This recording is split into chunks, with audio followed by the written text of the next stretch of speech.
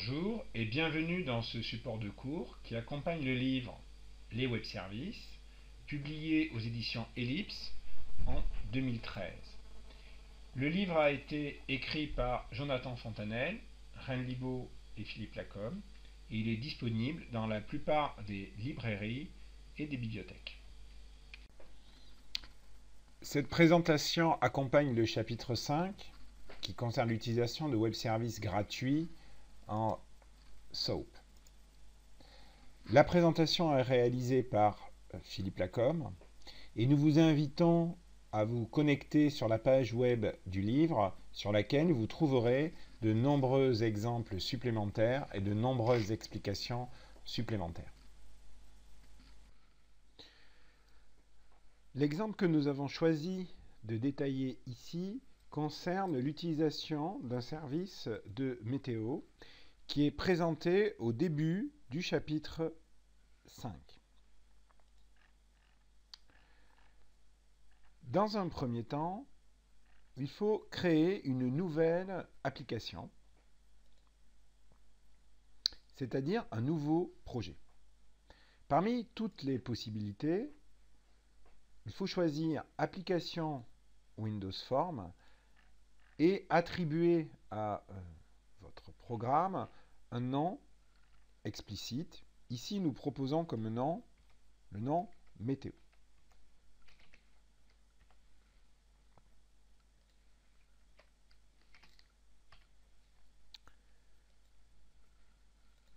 Une fois la création terminée, le projet comprend par défaut une fenêtre qui joue le rôle d'application principale, qui est une fenêtre vide. Elle va apparaître ici dans quelques secondes. La voilà. Nous retrouvons à gauche l'explorateur de solutions, au centre l'outil graphique pour concevoir des interfaces, et sur la droite ici, la boîte à outils. Nous vous proposons de réaliser une interface minimaliste comprenant deux objets graphiques. Le premier objet est une zone d'affichage qui, sous Visual Studio, s'appelle Rich Text Box et qui va permettre de réaliser des affichages un peu comme ceux qu'on réalise en mode console. Ce n'est pas très élégant, mais c'est relativement simple à faire. Le deuxième objet que nous vous proposons d'insérer sur votre fenêtre est un bouton qu'on peut disposer en dessous de la zone d'affichage.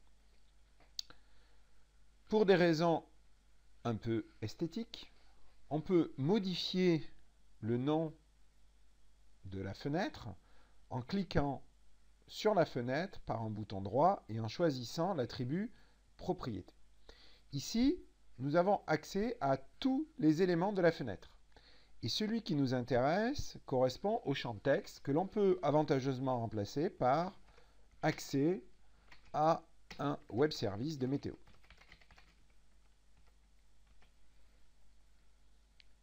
Et on peut constater que Visual Studio modifie immédiatement le texte qui s'affiche sur la fenêtre.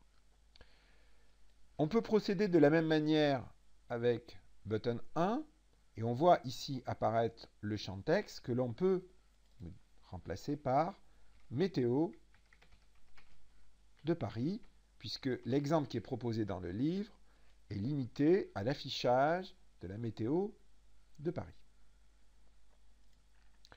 Une fois cette étape terminée, nous avons construit une interface graphique minimaliste pour accéder au web service.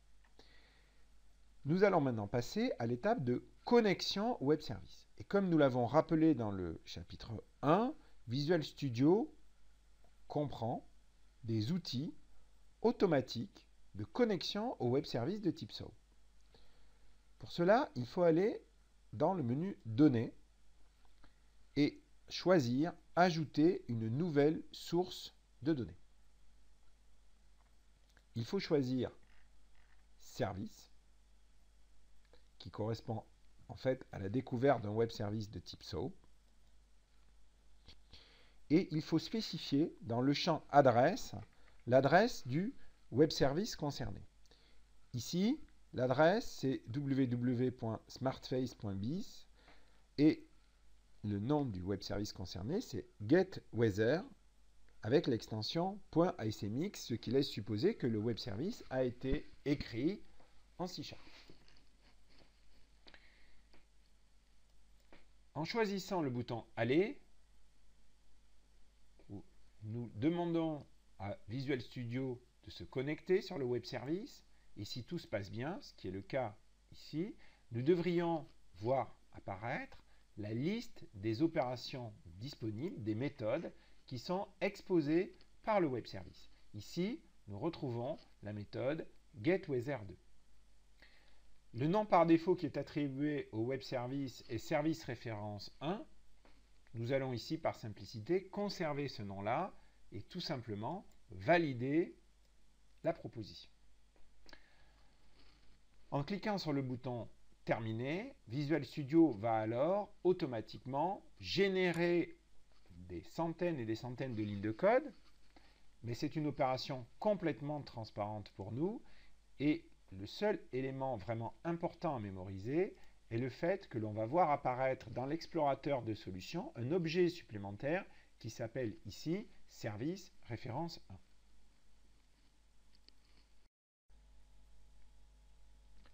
Nous allons nous intéresser maintenant à la couche métier, c'est-à-dire à la récupération des résultats, puis à leur affichage sur l'interface. Le code qu'il faut réaliser sera exécuté au moment du clic sur le bouton Météo de Paris.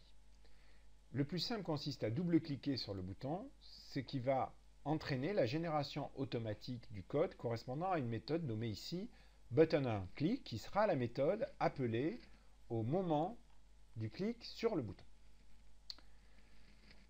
Il faut dans un premier temps déclarer une variable que nous allons appeler CLI, abréviation de client.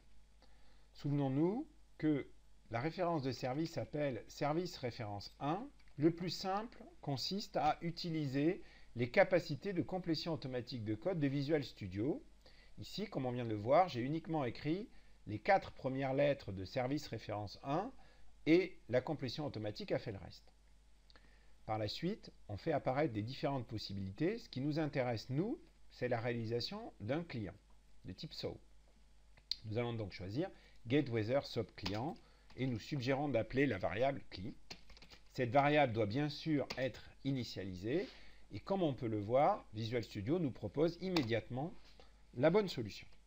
Attention toutefois, car il faut préciser ici en paramètre le nom du endpoint, ici getWeather SOAP.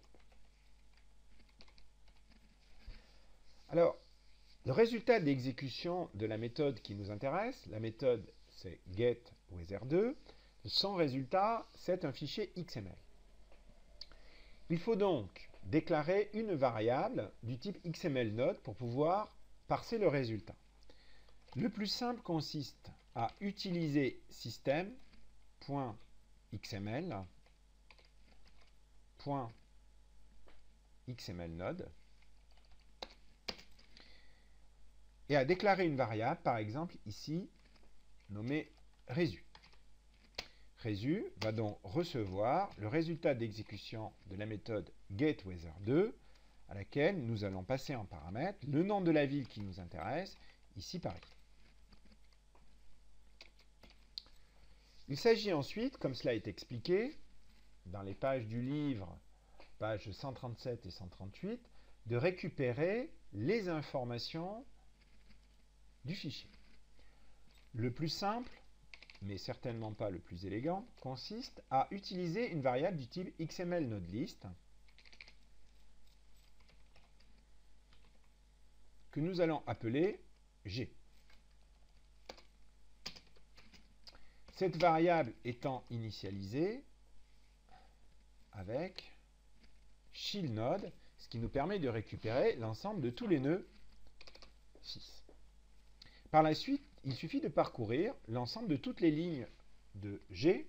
C'est un petit abus de langage, mais qui est assez représentatif de ce que l'on cherche à faire. Pour cela, le plus simple consiste à utiliser une boucle de type for qui va nous permettre de parcourir les éléments qui sont numérotés de 0 jusqu'à g.count, et on doit obtenir un squelette qui ressemble à ceci. Avant de commencer la boucle, le plus simple consiste à déclarer une variable de type string, variable que nous allons appeler chaîne 1. Il est aussi possible, pour des raisons un peu esthétiques, de faire précéder l'affichage par une ligne informative du style les informations reçues.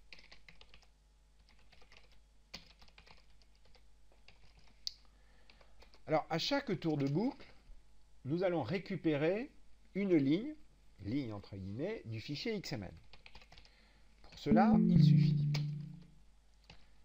de récupérer l'élément numéro i. Dans l'élément i, ce qui nous intéresse, c'est l'attribut outerXML que nous allons transformer en string. Puis,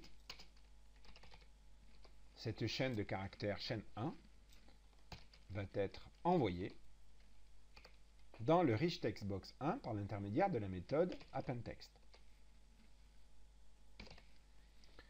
Au final, le code doit ressembler à celui-ci.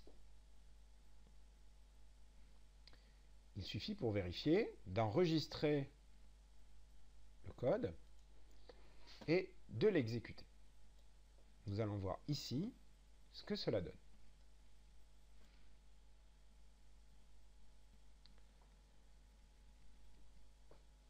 On constate que nous avons ici une erreur d'exécution et que cette erreur nous signale que le point de terminaison que nous avons spécifié n'est pas le bon. Effectivement, il y a une faute d'orthographe ici qui s'est glissée malencontreusement dans le code. Nous allons donc arrêter l'exécution et nous allons redémarrer l'exécution de l'application.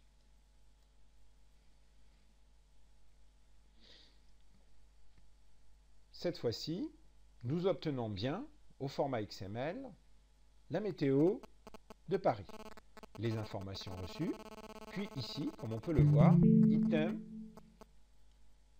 période 1, température maximale 16 degrés, minimale 4 degrés, les conditions, dans une langue qui n'est malheureusement pas la langue française, la date, puis nous allons retrouver item, période 2, etc. dans la zone d'affichage. Alors bien sûr, cet affichage n'est pas très agréable, il ne correspond pas à ce qui serait acceptable pour un utilisateur final, et l'étape suivante dans le travail consisterait à donner à cet affichage un aspect visuel agréable sous la forme d'icônes, ou tout au moins sous la forme d'un texte beaucoup plus lisible que le texte que nous avons ici. C'est ce qui est expliqué dans le chapitre 5 et nous vous invitons à lire les pages 138, 139 et 140 du livre dans lequel nous montrons comment on peut obtenir un affichage un peu plus agréable. Voilà, nous vous remercions pour votre attention et nous vous souhaitons une bonne lecture.